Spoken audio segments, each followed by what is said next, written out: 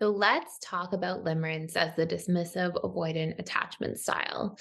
So I will give a quick overview of what limerence is, and we'll talk a little bit about the different underlying features that really drive and create limerence. And then we'll talk specifically about the traits and needs that dismissive avoidant attachment styles tend to fall most in limerence with and why.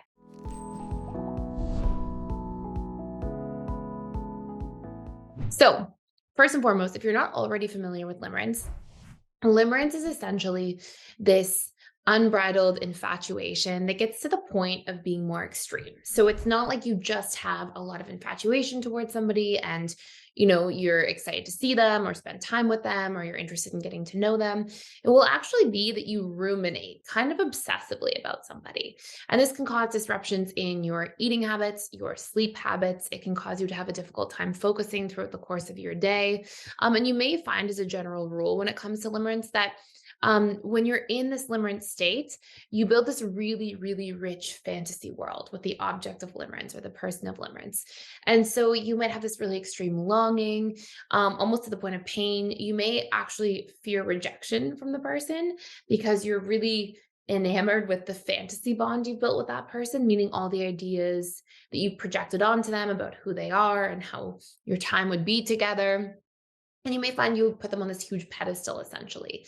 And, whenever we put somebody on a huge pedestal, it's just always a further fall from grace, right? Like if you've got all these expectations of somebody because you think they're so perfect, human beings have flaws. Human beings have, parts to them that they'll make mistakes sometimes. They'll forget about things. Like we are imperfect and that's perfectly okay.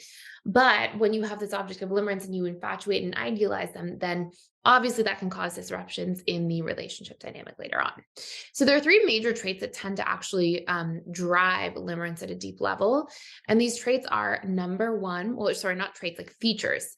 And these features are number one, a subconscious comfort zone. So one thing you really want to know is that when it comes to attraction, we tend to be attracted to things that represent a space of familiarity, right? So if you, for example, have this familiar zone of feeling criticized, perhaps as a dismissive avoidant, maybe you had one really avoidant parent, one partially avoidant parent who could also be quite critical at times, that criticism and feeling of shame that you store around that criticism will largely become a huge part of the relationship you have to yourself as a dismissive avoidant.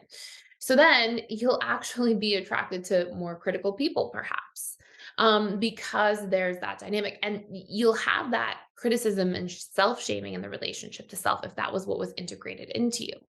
Another reason that you can have a subconscious comfort zone around shame as a dismissive avoidant is just wherever there's neglect, we're going to feel shame. As children, if we get neglected, we can't conceive of our parents not doing a good job or being emotionally unavailable. So instead, the child's mind says, oh, I must be shameful. There must be something wrong with me then that this is happening. And then the DA grows up and evolves to become shaming of themselves. And then in their adult relationships, tends to sometimes be attracted to people who may be a little more harsh towards them or critical of them or shames them directly or indirectly. Now, at a deep level, this is because, we are at a subconscious level, it's really that aspect of self. It's our subconscious mind that really runs the show at the end of the day, because it's responsible for 95 to 97% of our beliefs, our thoughts, our emotions, our actions, and it's very survival oriented. So it wants to keep recreating what is familiar because it sees familiarity as safety and thus survival. And so you may find that although your conscious mind says, oh, no, no, I don't want to be with somebody who's like this, your subconscious might say, oh, it might say, oh, this person's familiar. So let's actually go in that direction. And we can feel frustrated when we consciously know better and yet repeat old patterns or habits. And that's actually telling you that you've got, a container of stuff happening at the subconscious level that really needs to be identified and explored. Now, when it comes to limerence, that subconscious familiarity kind of zone is more of a breeding ground for attraction.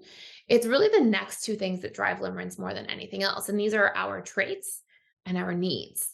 So when somebody comes into your life and they meet a deeply unmet need, it can it's almost like we light up because at a subconscious level, if we're really hungering for a need and then somebody comes in and meets it, it feels like there's this element of like we tend to identify our needs as our sense of self subconsciously, and it's oh my gosh, I'm my sense of self is being fed. I'm being deeply fulfilled by this person or this experience.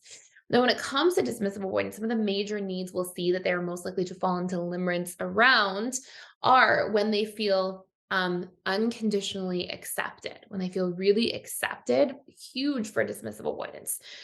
Feeling really supported or cared for, absolutely massive. Again, these you'll notice these tend to be opposing things to the um the big fears and pain points and trigger points of dismissive avoidance. So you'll see if somebody feels um unconditionally accepted, really supported or cared for, if somebody sort of goes out of their way for a dismissive avoidant, it can really make them feel this sense of limerence.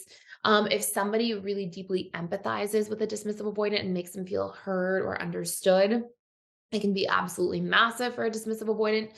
When they feel acknowledged or admired in small ways, like really sincere ways, like, oh, I noticed you're really hardworking, not huge ways, not, oh, you're perfect, right? DAs don't love to be put on a big pedestal.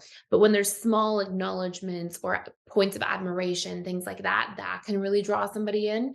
If they feel really safe or comfortable letting their guard down in somebody's presence, or like they're able to trust, if they feel like their need for independence is understood and accepted and made room for, if they really have a lot of fun with somebody or they're in a good space of harmony, like these tend to all be things that become things that draw dismissive avoidance right in. And this is where they can form these components of limerence. Generally, with limerence, you won't just see one need, you may see multiple needs, many needs being met. But it generally tends to be these deeply unmet needs that somebody's hungering for. Like if you look, right, a lot of dismissive avoidance didn't get a lot of understanding and unconditional acceptance growing up. Instead, they often got neglect or, being made to feel like unsupported or, not empathized with. So these things that we didn't get that we yearn for, when somebody meets them, we can form these really strong infatuations. Now, keep in mind too, dismissive avoidance more than any other attachment style are actually likely to form dynamics in the fantasy world, like with people that are really unavailable. So movie stars, television characters, characters in books or novels, like dismissive avoidance can really infatuate with these people because it doesn't cause them to have to be vulnerable at all or open up. It's like the person's truly unavailable. So they're actually like that much more safe to a DA, which is quite interesting. So you'll see a lot of these different dynamics. Now, these represent powerful golden nuggets about like what is disconnected from in the relationship to yourself, right? Like we can't heal that subconscious comfort zone and actually have lasting relationships where we receive these things from other people until we learn to give them to ourselves. So limerence, is often a route to self-sabotage as well in relationships because we'll become limerent with things that we're not willing or able to accept from other people. I like to imagine it as a bucket. Somebody pours into your bucket. It feels so good that the person's pouring into your bucket. They're making you feel seen or unconditionally accepted or, whatever it might be that you're falling into limerence around. But there's a hole in your bucket. So then it drops right out. And then you may sabotage the relationship with that person. You might push them away. You might enjoy their company and fantasize, but then freeze when you're around them, not be able to let your guard down at all or be yourself or reject something because it doesn't feel safe to receive. So there can be a lot of different layers to this. Again, if you want to do a much deeper dive into like all the layers, how they all work, trait integration works, you can heal this stuff, learn to meet your own needs. These are huge barriers. The things we're in limerence with are because they're I don't want to say like holes because it sounds so dramatic. And I don't believe that we have holes or we're broken. I just think there's things that we need more love or care around that we just need to heal at the subconscious level. But you can think of them as being like voids within yourself. And these very voids around what needs are deeply unmet and what traits are not integrated will be things that absolutely prevent you from becoming securely attached. So these are really powerful pieces of feedback and exactly what we need to work through and work on to become secure. So again, if you want to do a deep dive into that, we have a whole course on this you can check out for free for 7 days. It's an hour and a half long. You can definitely get through it in 7 days. I'll put the link down below. Um, Now, when you look at these different traits component, this is the third piece of limerence. Really the first part, the subconscious comfort zone, is more about attraction. The needs are going to really create limerence in the traits. The traits that DAs are often so drawn to are Emotional availability, which is so interesting, of course, because we tend to be attracted to people who express our repressed parts, right? We're like, wow, our subconscious mind is trying to attach to somebody and create that sense of wholeness through our attachment to another person. And also, from a trait variety perspective, we tend to feel like we have a better chance at survival if somebody's expressing our repressed traits and vice versa. So, emotional availability, somebody who's caring, loving, supportive, charismatic, present, outgoing. All of these different things tend to be things that dismissive avoidants either are not expressing enough of, like their emotional availability, or believe themselves to not be these things, even though they might be these things. So we can disown traits by not recognizing them in ourselves because we got conditioned to not see these things in ourselves, or we can disown traits because we are actively trying to keep them down and not express them. And either way, it's a call for you to either own the traits by seeing where you have these traits or practice owning the traits through integrating them into your life, practicing them, sort of moving in that direction, nourishing these traits within the relationship to self. And as we do, we become more whole at a greater level, at a deeper level, and we can still be attracted to people who express these things, but it won't be destabilizing forms of attraction. It won't be something where you can't eat, can't sleep, you ruminate, obsess, fantasize, have a fantasy bond instead of a real life bond. And it will allow you to really do that work to get closer to people that you want to be in the company of, but also from a healed place within the relationship to yourself. So that's a little bit about limerence for today. You want to do a much deeper dive. It's really, really exciting work. I hope you enjoyed this video. I hope this makes a whole lot of sense. Thank you so much for listening, for being here, for stopping by. And I put daily videos out here on this channel. So if you want to do a much deeper dive with me, please like, share, and subscribe and hit the notification bell, and you won't miss any of our daily content. Thank you for listening.